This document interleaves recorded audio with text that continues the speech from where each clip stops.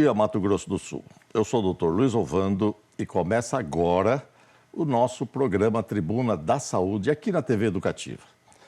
E para falarmos sobre um tema muito importante, os rins, eu recebo o médico nefrologista, Dr. Alexandre Cabral.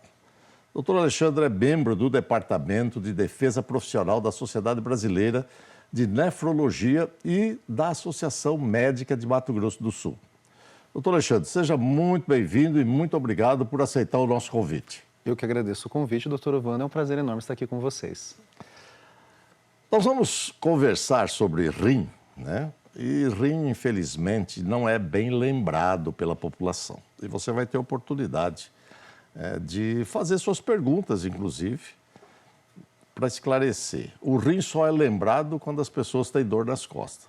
Mas eu quero aproveitar aqui, antes da gente entrar exatamente na questão renal, né, dizer a você, telespectador, que nos acompanha, que nos prestigia, que no dia 24 de maio nós lançamos a Frente Parlamentar de Valorização do Clínico e Resgate da Identidade Médica. Infelizmente, o clínico na nossa sociedade, ele tem sido negligenciado. Ele não tem sido valorizado. Isso tem várias explicações. E a gente sabe. Uma delas é a questão do SUS. O SUS é fantástico, é o Sistema Único de Saúde. E, de uma maneira geral, a pessoa vai ao posto de saúde e não sabe qual é o médico que vai encontrar ali. E para ele diz assim, eu fui atendido por um clínico, como se o clínico nada soubesse, né? E, na verdade, eu quero dizer para você que o clínico é o médico que resolve. É aquele médico que ouve as suas queixas, examina, faz a hipótese diagnóstica, chega à conclusão e trata, muitas vezes, sem precisar fazer exames. E, além disso, você, que às vezes acha que o clínico não sabe nada, precisa entender que ele fica desanimado, fica escondido atrás da instituição, e aí eu volto à questão do SUS, mais uma vez, porque é uma instituição e nós, de uma maneira geral, fazendo uma análise antropológica, nós gostamos da proteção. E quando nós estamos atrás de alguma coisa, nós ficamos ali escondidos, protegidos. E nós precisamos ser inquietados. A nossa sociedade avança na dependência dos desafios. E é importante que o médico zele pelo seu nome, zele pela sua profissão. E por isso, a nossa frente parlamentar, resgate da valorização do clínico e da identidade médica. Então, com isso, eu volto agora às questões renais. Volto ao doutor Alexandre. Doutor Alexandre, mais uma vez, muito obrigado por o senhor atender o nosso pedido e a gente conversar sobre um tema muito importante que são os rins. Nós vamos agora, para começar, né, uma pergunta do nosso telespectador, que é o Galdinei Leite, 70 anos, aposentado. Vamos ver o que o Galdinei tem de pergunta. Doutor Luiz Ovando, boa tarde. Eu sou conhecido do senhor lá do Hospital Universitário. Eu quero que o senhor oriente esse povo que faz hemodiálise, que eu estou bom, estou fazendo 5 anos já que faço hemodiálise. E estou bom, bem tratado aqui na Irperim. Eu quero que o senhor dá a palestra, explicar para esse povo que não pode faltar a hemodiálise e nem ficar tomando água o dia inteiro. Eu quero que o senhor oriente eles. Galdinei, muito obrigado pela pergunta. Quem vai, na verdade, orientar é o doutor Alexandre Cabral. O doutor Alexandre é nefrologista, experiente e vai esclarecer todas essas observações. Galdinei, isso realmente é muito importante, essas colocações são importantes. Quando a pessoa tem insuficiência renal e precisa fazer a diálise, o correto, o ideal é que a pessoa se sinta bem. Se a pessoa está se sentindo bem, é sinal que ela está sendo bem tratada. E muitas vezes a pessoa começa a se sentir bem demais e começa a achar que não precisa do tratamento. Ou começa a relaxar na parte que lhe cabe do tratamento, da sua responsabilidade. Por exemplo, em relação à água, se a pessoa não urina, porque perdeu o funcionamento dos rins, às vezes ela ainda urina, mas urina menos do que precisaria, esse líquido se acumula no organismo.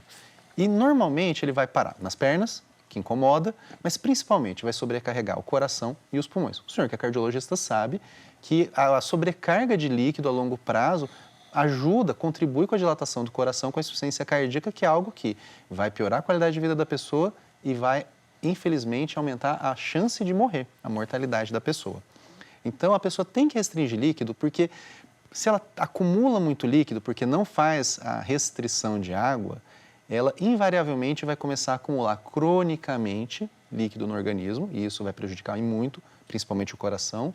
E mais do que isso, o médico nefrologista, durante a sessão de hemodiálise, vai ficar num dilema.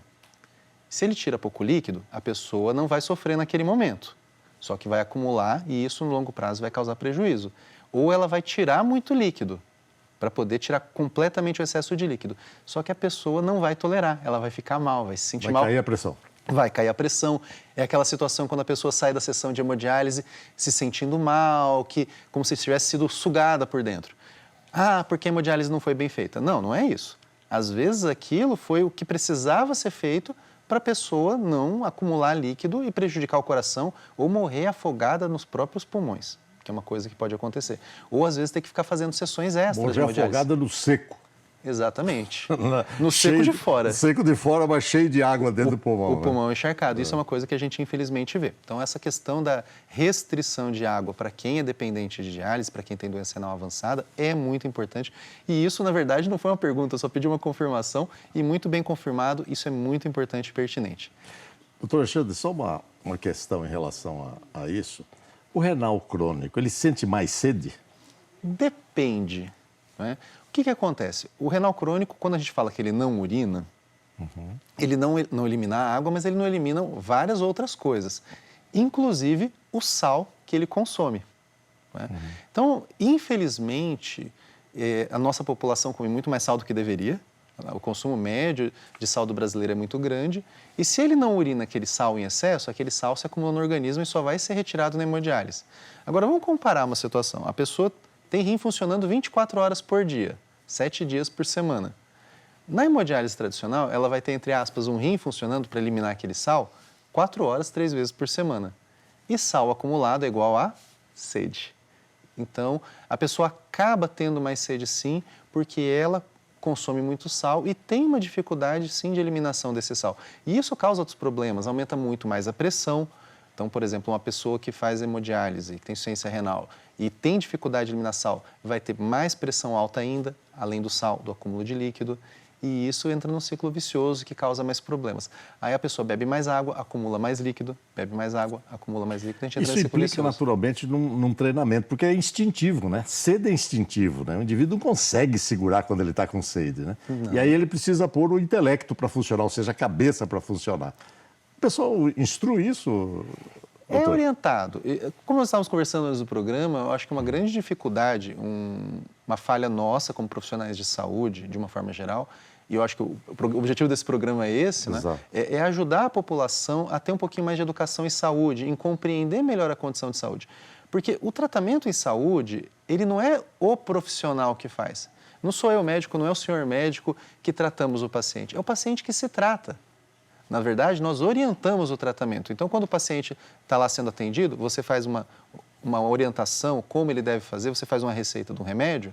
Não sou eu que dou o remédio na boca do paciente, é o paciente que se trata. Então, ele tem que ter a motivação para se tratar. Por exemplo, para comer menos sal, para mudar a dieta e comer menos sal, para evitar o excesso de líquido, o que é mais difícil no nosso clima, que aqui é muito quente, né? E nosso inverno é pior ainda, porque não esfria tanto e é seco. Aumenta ainda mais a sede.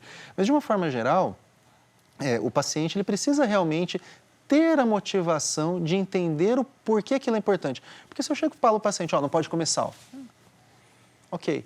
Aí entra o médico, né? Quer dizer, o paciente se trata, mas o médico instrui. Exato, exatamente. O paciente se trata. O paciente, ele é peça fundamental. Eu diria que, na verdade, ele é a peça mais importante no tratamento. E aqui eu volto ao clínico. Porque o clínico, aquele médico de confiança, vou aproveitar o gancho que o senhor deu, o clínico é aquele médico que orienta, que explica o tratamento em saúde.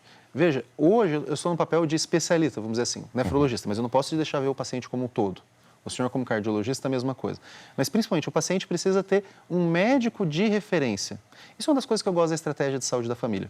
porque o paciente pode ter aquele médico de referência, que é o médico para dizer que é dele. Você tem o cardiologista, o nefrologista, claro, porque o conhecimento médico ele é muito grande e, infelizmente ou felizmente, ele cresceu tanto que é humanamente impossível um profissional só dominar.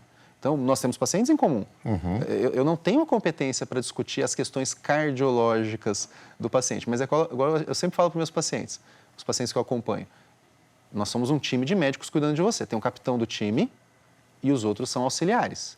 Essa é a grande questão, é o mais importante de tudo. É claro que esse papel de capitão do time pode mudar dependendo do problema que é mais, digamos, urgente naquele momento. Então, por exemplo, se nós temos um paciente em comum com doença renal e doença cardíaca e esse paciente infartou recentemente, é claro que é prioridade.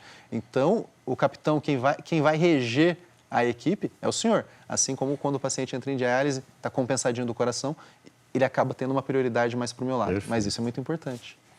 Muito bom. Vocês podem observar que o nefrologista é o clínico, né, especializado exatamente nas questões renais. O doutor Alexandre está colocando aqui de uma forma bastante clara a importância da pergunta do senhor Galdinei, que fala sobre a questão da importância de manter uma regularidade na diálise, ou seja, a hemodiálise, e não beber água, né, como normalmente o pessoal faz, e ele explicou o porquê. Nós estamos aqui falando, né, ele deixou isso muito claro, que quem se trata é o próprio paciente, mas o médico instrui.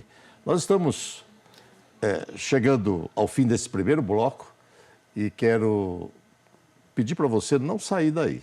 Nós vamos continuar logo no segundo bloco, respondendo outras questões e esclarecendo as dúvidas sobre esse tema extremamente importante.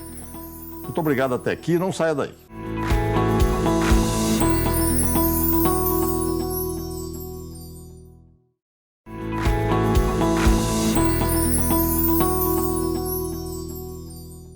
Voltamos a apresentar o Tribuna da Saúde aqui na TV Educativa de Mato Grosso do Sul.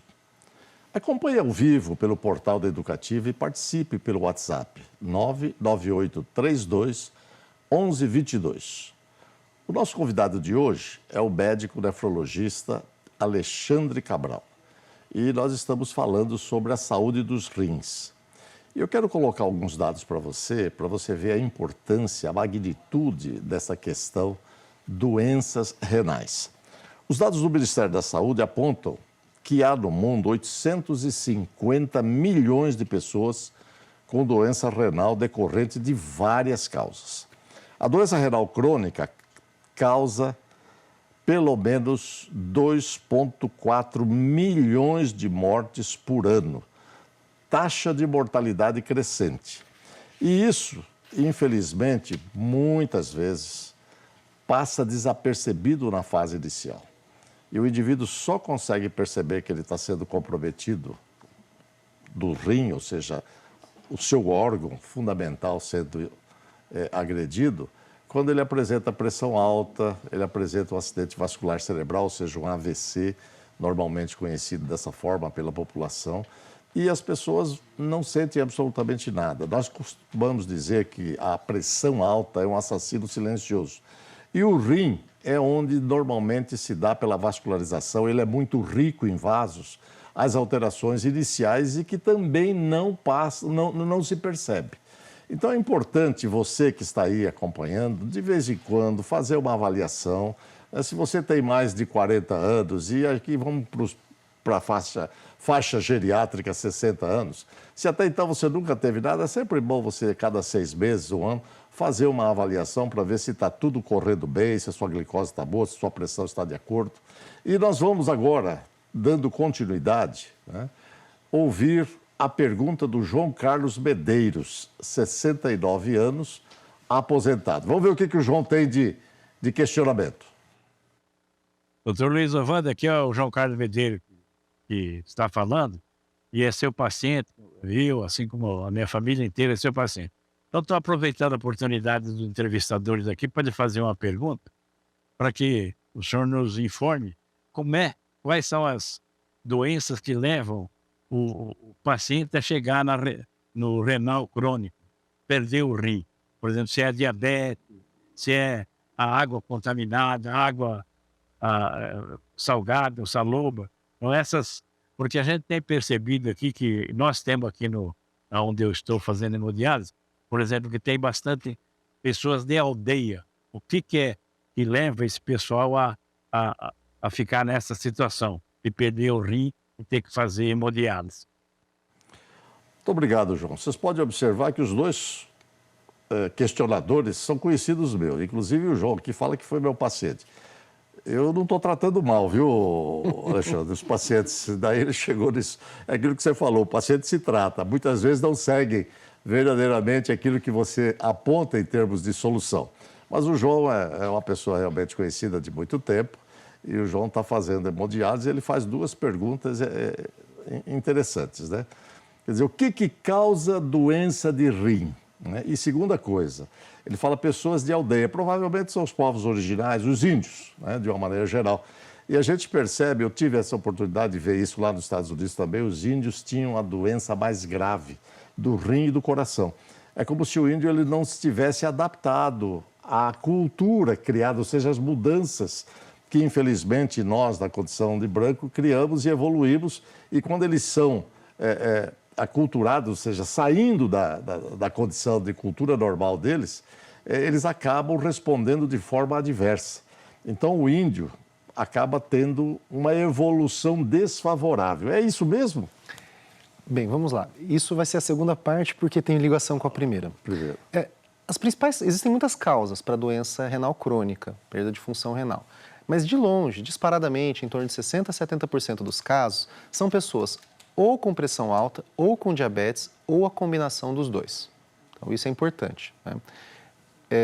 Existem outras doenças, como doenças autoimunes, que são doenças em que o sistema de defesa do seu organismo ataca o seu próprio organismo. Lúpus é a doença mais conhecida, mas existem várias outras também. Existem algumas doenças genéticas, ou seja, são coisas que você herdou, então são doenças que você não tem jeito, herda do pai e da mãe, infelizmente não tem nada que nós possamos fazer a respeito disso, a mais comum de todas elas é a chamada doença renal policística.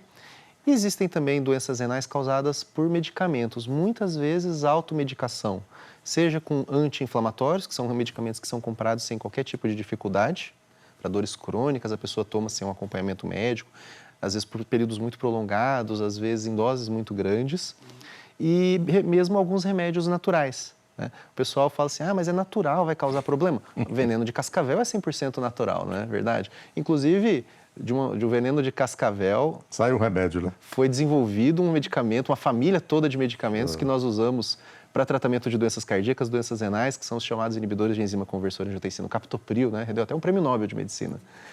Uma coisa interessante nesse sentido é que as pessoas às vezes acham que fazem uma relação, eu entendi dessa pergunta, por exemplo, da água da aldeia e o desenvolvimento de doenças renais. Na verdade, não é isso. É que diferentes grupos de populacionais, eu não vou usar aqui o termo raça, porque principalmente no Brasil, em que é extremamente miscigenado, então a cor da pele não necessariamente tem relação com a origem genética dessa pessoa, algumas populações desenvolvem principalmente pressão alta de uma forma muito mais exagerada do que a média da população. Então, todos nós somos sensíveis ao sal. Aumenta o consumo de sal, aumenta a pressão. E algumas populações de origem africana, algumas populações de origem indígena, têm, infelizmente, uma resposta muito mais agressiva ao sal. Eles desenvolvem pressão alta de forma mais grave, de mais difícil resposta ao tratamento e evoluem mais facilmente com perda de função renal. Então, esse é um dos fatores, possivelmente. As populações indígenas, especificamente, ainda têm um agravante que, de uma forma geral, vivem na extrema pobreza e têm uma dificuldade maior de acesso aos serviços de saúde. Porque a doença renal por pressão alta, por diabetes, não é uma coisa do dia para a noite, é uma coisa normalmente de décadas. Então, nós estamos falando toda uma história de vida sem, eventualmente, um acesso a um serviço de saúde adequadamente. Junta-se isso ao fato de que doença renal é causada por pressão alta e diabetes, preferencialmente, como o senhor já falou, é doença silenciosa. Pressão alta não tem sintoma, mata silenciosamente e a pessoa não sente nada, ela não tem a motivação para procurar o serviço de saúde e a tempestade perfeita está formada. Perfeito. João, você pode observar a explicação do Dr. Alexandre sobre a questão das raças, né? E aqui é interessante, eu quero apenas acrescentar uma situação, Alexandre, que os negros, os afrodescendentes, né, eles vieram para cá no século XVI, XVII, em que vinham de navio. E 50% deles morriam. E esse pessoal morria exatamente porque não conseguia manter a função de retenção de líquido.